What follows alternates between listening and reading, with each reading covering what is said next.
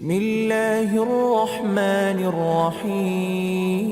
کامیابی ہے اور سب سے اہم بات گناہوں کی شریعت کے لحاظ سے پہلا صاحب شریعت نبی حضرت نوح علیہ السلام۔ البتہ 2500 برس آپ کی کل مدت حیات ظاہر پر بات ہوگی، ہو سکتا ہے آج بھی ہو اور کل بھی ہو، لیکن اس سے پہلے مسائل پر بات ہوگی۔ اور مسائل میں بات وہاں تک پہنچی تھی کہ جہاں آپ کی خدمت میں اللہ اور رسول اللہ اور ان کے جانشین برحق یعنی کہ آل محمد علیہ السلام کے ساتھ کوئی انسان اگر جان بوجھ کر کوئی ایسی بات کو منسوب کرے جو انہوں نے فرمائی نہ ہو اور ان سے نسبت دے کر یہ بیان کرے، تو روزے کی حالت میں اگر ایسا کرے تو روزہ باطل ہو جاتا ہے۔ سوچئے ذرا، کتنے ساروں کے روزے ماضی میں باطل ہوئے جب جھوٹی حدیثیں باقاعدہ تیار کی گئیں، تو کہیں اس طرح سے برباد کیے گئے، کہیں وقت سے پہلے افطار۔ صلوات پڑھے محمد و آل محمد۔ کیا بربادی مسئلے کو مکمل بیان کرتے ہوئے کل آپ کی خدمت میں جو مسئلے بیان کیے جا چکے، اس کے تتمے کے طور پر دو مسئلے اور فرماتے ہیں آغا سیستانی۔ اگر روزے دار سے سوال کیا کہ کیا اللہ کے رسول نے ایسا فرمایا ہے، کوئی سوال کیا جائے اور وہ آمدن جہاں جواب نہیں دینا چاہیے کہ منع کر دیتا ہے ایسا نہیں فرمایا ہے، وہ اس بات میں جواب ہاں کہہ، اور جہاں ہاں کہنا چاہیے تھا وہاں منع کر دے۔ تو اگر ایسا آمدن کرے حالت روزہ میں تو احتیاط لازم کی بنا پر اس کا روزہ باطل ہے، یعنی کہا کچھ بھی نہیں۔ اللہ اکبر۔ اب شاید یہ جملہ سمجھ لیجئے کہ کس کا ہاں کہنا اور کس کا نہ کہنا روزے کی حالت میں حدیث کے سوال کے جواب میں مشکل میں ڈال سکتا ہے۔ لہذا جان بوجھ کر اللہ کے رسول کی حدیث کے سوال کے بارے میں اگر آپ نے جھوٹ اختیار کیا تو روزہ باطل ہو جائے گا، مگر احتیاط لازم کی بنا پر۔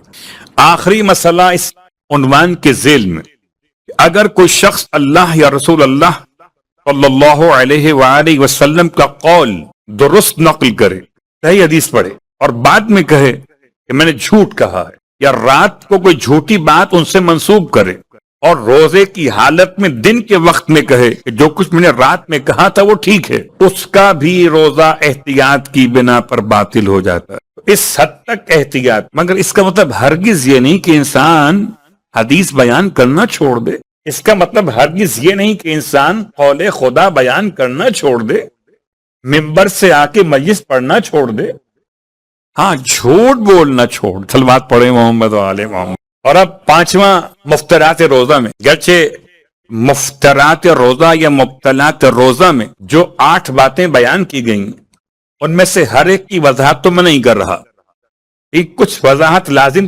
محسوس کرتا ہوں، اور بات سے بات کو ملاتے ہوئے کہ روزہ وہ واحد عبادت ہے جس میں کچھ نہ کرنے کا نام روزہ ہے۔ روزے میں واجبات کوئی نہیں ہے، نماز کے واجبات ہیں، وضو کے واجبات ہیں، تیمم کے واجبات ہیں، غسل کے واجبات ہیں، حج کے واجبات ہیں، لیکن روزے کے واجبات کوئی نہیں ہیں۔ مبطلات ہیں، مکروہات ہیں، مستحبات بھی ہو سکتے ہیں، لیکن روزے کے واجبات کچھ نہیں ہیں، یعنی کچھ نہ کرنے کا نام روزہ ہے۔ کیا مطلب؟ شاید آپ کو یاد ہو، الصوم کا مطلب ترک، کسی کو کام کو چھوڑ دینا روزہ کہلاتا ہے، تو جو آپ نے کھانا پینا چھوڑ دیا ہے اسی کا نام روزہ ہے، اور اس پر خوش ہو جائیں تو یہ عوام کا روزہ ہے۔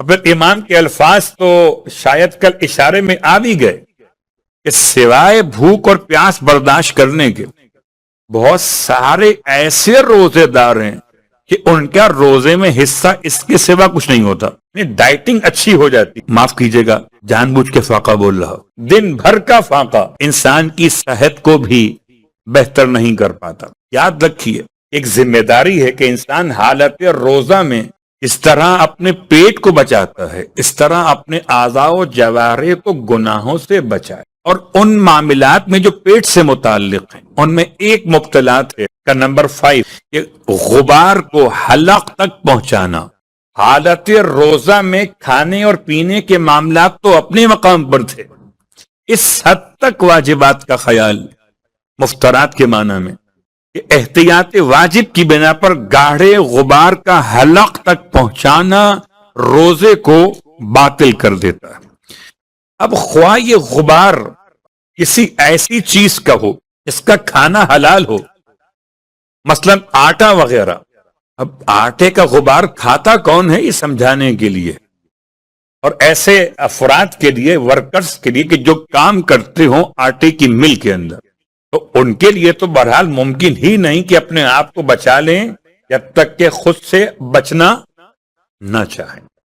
ہاں یہ الگ بات ہے کہ بعض علاقوں میں جہاں پابندی کی جاتی ہے تو وہاں شاید وہ ماسک استعمال کیے جاتے ہیں تاکہ سانس کی نالی میں اور گلے میں آٹے کے ذرات داخل نہ ہو جائیں، لیکن اس کے علاوہ بھی اور راستہ بھی، آٹے کا غبار کھانا سمجھ میں آتا ہے کہ شاید اس سے کوئی توانائی مل جاتی ہو، لیکن کہتے چاہے کھانا حلال ہو یا کھانا حرام ہو، مثلا مٹی، گرد و غبار، اس کو بھی اگر جان بوجھ کے انسان نے اپنے حلق میں داخل کیا تو روزہ باطل ہو جائے گا۔ وہ اردو کا محاورہ ہے، جگہ جگہ کی خاک پھانک رہا ہوں، تو سفر میں خاک پھانکنا مطلب مشقت کرنا، اس سے روزہ باطل نہیں ہوگا محاورے کی بنیاد، لیکن اگر کوئی انسان عمل کی بنیاد پر خاک پھانک لے، اللہ اکبر، ویسے کوئی خاک کیا پھانکے گا؟ خاک شفا ہو تو شفا کی نیت سے روزہ کھول کے صلوات پڑھے محمد و آل محمد۔ اور آپ تو جانتے ہیں کہ خاک شفا کا استعمال، اور کیونکہ آج کل سرکار سید الشہداء کے حرم کے بہت قریب اتنی گہرائی میں تعمیرات کا ایک کام آگے بڑھ رہا ہے کہ نیچے سے نکلنے والی خالص مٹی ایک الگ رنگ لیے، اور اس سے پہلے بھی خاک شفا کے دو رنگ بیان کیے جاتے رہے، ایک مٹی والا کلر ہے اور ایک کچھ مٹی سے ہٹ کر ہے، اس میں ریڈش سرخی پائی جاتی ہے۔ اب جو مٹی وہاں سے نکل رہی ہے وہ بالکل ایسی جیسے جس میں کوئی گولڈن کلر شامل کر دیا گیا، تو سرخی مائل بھی ہوتی ہے اور عام مٹی بھی ہوتی ہے اور یہ مٹی بھی ہوتی ہے، لیکن بہرحال وہ الگ موضوع ہے۔ حالت روزہ میں تو چاہے کوئی خاک ہو، خاک شفا ہو یا خاک غیر شفا ہو، اگر آپ نے اپنے حلق میں داخل کی روزہ باطل ہو جائے گا۔ غیر کثیف غبار، جو غبار گاڑھا نہ ہو، حلق تک پہنچانے سے روزہ باطل نہیں ہوتا۔ معمولی جو دھواں کہیں سے نکل رہا ہو، وہ اگر انسان کے حلق میں چلا جائے، کہیں اسپرے کیا گیا ہو، وہ آپ کے حلق میں چلا جائے، بہت غلیظ اور گاڑھا نہ ہو، تو اس سے روزہ باطل نہیں ہوتا۔ پھر فرماتے ہیں اگر ہوا کی وجہ سے کثیف غبار پیدا اور انسان متوجہ ہونے اور احتیاط کر سکنے کے باوجود احتیاط نہ کرے اور غبار اس کے حلق تک پہنچ جائے، تو احتیاط واجب کی بنا پر اس کا روزہ باطل ہو جاتا ہے۔ اور ٹریفک کہیں جیم ہو جائے، اور آخر یہاں کی تو مثال بنتی ہی نہیں ہے، لیکن جہاں مسائل ہیں ٹریفک کے، فٹنس پرابلم گاڑیوں میں ہوتی ہے، اور آپ کو معلوم ہے کرپشن کیسی ہے، اور گاڑیاں بغیر فٹنس کرائے ہوئے باہر نکل آتی ہیں، تو اب جو اس کا غلیظ اور گاڑھا دھواں نکل رہا ہے وہ انسان کے حلق میں، اور بہرحال ہم کیا مثال دیں، کبھی ایک زمانہ رہا کہ حج کے موقع پر آغائے خوئی کے مقلدین مرد حضرات جب بند گاڑی کے سفر کا مسئلہ حل ہو سکتا تھا تو ہم بس کی چھت پر بیٹھ کر، ایک زمانہ رہا ہے، بس کی چھت پر بیٹھ کر عرفات سے، یعنی مکے سے عرفات آتے تھے اور عرفات سے مزدلفہ منا آتے تھے، اور جہاں ٹریفک جیم ہو گیا وہاں اتنا زیادہ غلیظ اور گاڑھا دھواں، یا یوں کہہ لیجئے کہ اتنا زیادہ کراہیت والا دھواں کہ اندر سے گلا کاٹ دیتا۔ یہ ہو سکتا ہے کہیں پر بھی، کہتے ہیں کہ اگر ہوا کی وجہ سے اچانک اتنی تیز ہوا چلی کہ مٹی اڑنے لگی اور آپ نے خیال نہیں کیا، کر سکتے تھے اور یہ مٹی ہوا کے ساتھ حلق میں چلی، روزہ باطل۔ اور اب احتیاط واجب یہ ہے کہ روزے دار سگریٹ اور تمباکو وغیرہ کا دھواں بھی حلق تک نہ پہنچائے۔ بہت بڑے مسئلے ہیں، کوئی کہتا ہے کاش یہ والا واجب، یہ والا مبتل نہ ہوتا، انہیں چائے کا نشہ رہتا ہے، وہ کہتے ہیں سارا سال روزہ رکھیں اگر چائے کا مسئلہ، اور جنہیں اس کا مسئلہ رہتا ہے جب تک یہ دو چار دھوئیں نہ نکال لیں، اندر نہ پہنچا دیں، تب تک ایسا لگتا ہے دن کٹا ہی نہیں۔ تو کیا کیجئے، یہی تو امتحان ہے کہ عادت اور ہے، طبیعت اور ہے۔ تو فطرت اور طبیعت میں خدا نے رکھا ہے کہ انسان نے ماں کے شکم میں نہ دھواں لیا تھا نہ چائے۔ صلوات پڑھے محمد وآل محمد۔ اور اس کے بعد آخری مسئلہ، کہتے ہیں پورا سر پانی میں ڈبونے سے روزہ باطل نہیں ہوتا۔ آغائے سیستانی کے نزدیک ہے، باقی مراجع کا اختلاف موجود ہے۔ آغائے سیستانی کے لحاظ سے اگر کوئی انسان سوئمنگ کر رہا ہو اور سوئمنگ کرتے ہوئے اپنا پورا سر پانی کے اندر لے جائے، روزے کی حالت میں ہو، تو شدید مکروہ ہے۔ شدید مکروہ کا مطلب ثواب کم ہو جائے گا، روزہ باطل نہیں ہوگا۔ اگر آپ چاہتے ہیں ثواب پورا ملے تو حالت روزہ میں اگر سوئمنگ کر بھی رہے ہوں تو اپنے سر کو پورا پانی میں نہ ڈبوئیے، ورنہ ثواب شدید کم ہو جائے گا۔ اور ہم ثواب کے طلبگار ہیں، ثواب کم ہونا برداشت۔ اب آئیے مسائل کے بیان کے ساتھ آتے ہیں واپس عنوان پر۔ اور آج جو آیات پڑھی آپ کی خدمت میں، کل جو آیات پڑھی تھیں وہ تو آپ کو یاد ہوں گی۔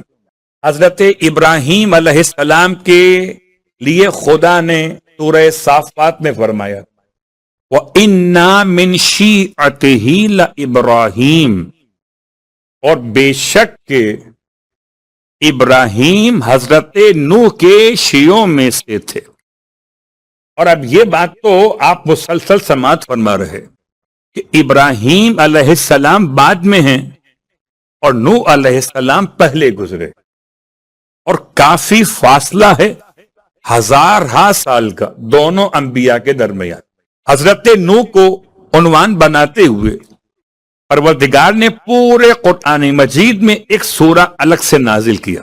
سورہ کا نشان ہے 71، اور شاید جس حد تک میں مطالعہ کر سکا، ویسے قرآن مجید میں ترتیب نزول اور ہے اور ترتیب قرآن اور ہے، یعنی نازل پیغمبر پر ہوا کسی اور نمبر کے اعتبار سے، اور قرآن میں رکھا ہوا کسی اور نمبر کے اعتبار سے، سوائے سورہ نوح کے۔ یہ نازل بھی ہوا ہے 71 نمبر پہ، اور قرآن میں موجود بھی ہے 71 نمبر پہ، 28 آیات۔ اب اتنا زیادہ ہے۔ ایک حدیث آپ کی خدمت میں پیش کرتا ہوں۔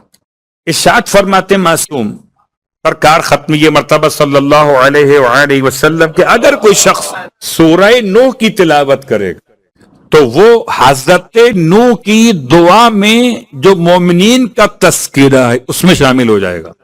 کل کی بات یاد ہے، مسجد کوفہ میں داخل ہوگا، حضرت نوح کی کون سی دعا آپ سب کو زبانی یاد ہے، جو نماز مغفرت والدین پڑھتے ان سے بات کر رہا، سب کو زبانی یاد، رب اغفر لی ولی والدیہ۔ کوئی انسان سورہ نوح کی تلاوت کرے گا، مسجد کوفہ میں داخل ہو تو بیتی یا مومنہ، اس کی بنیاد پر بخشا جائے گا۔